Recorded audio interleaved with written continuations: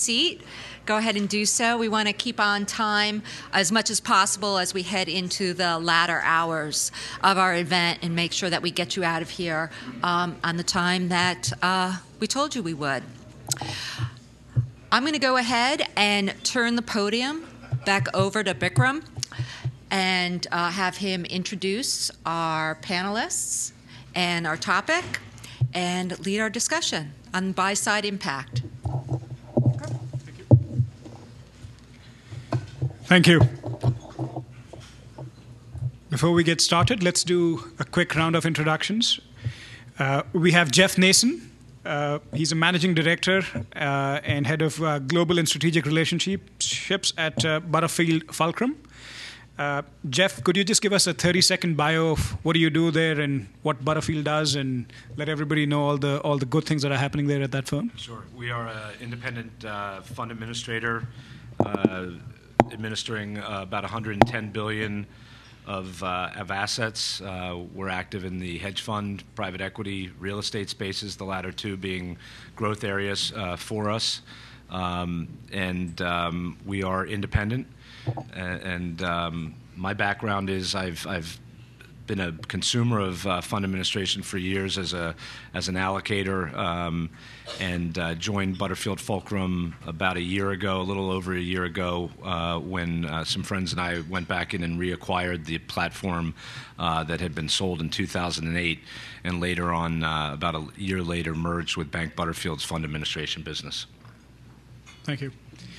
We have Joshua Satin. He is the global head of OTC structured products at Northern Trust.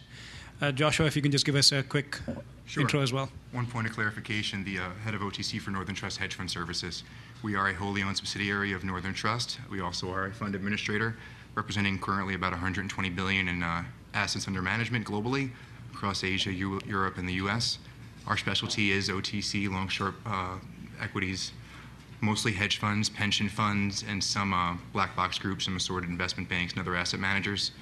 That's about it. We do soup to nuts, middle office and back office services, from the point of trading assistance right on down to reconciliations, fund setups, whatever you guys really need. Thank you.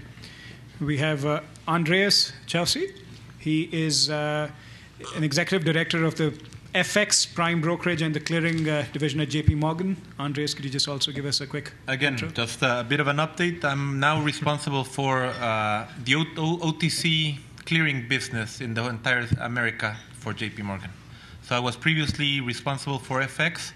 I was previously also responsible for the CDS clearing business in America for JP Morgan. I was part of the team that cleared the first trade CDS back in December 14th, 2009. So I've been talking about clearing for literally 3 years now, in all seriousness. I was on the other side of that trade back then. And congratulations on that promotion, by the way.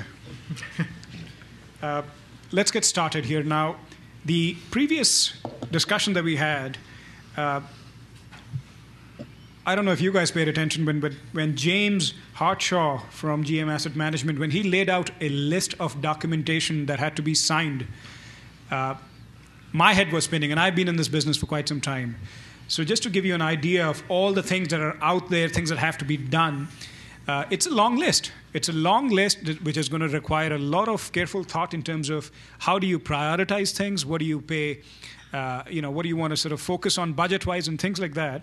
So, it is going to be a lot of work. So one of the things that we want to get out of this discussion today is getting an understanding from all you three gentlemen of all the things that are going to be near and dear to the buy side. What are the things that are going to be impacting them from a front, middle, and back office standpoint across business, operations, and technology?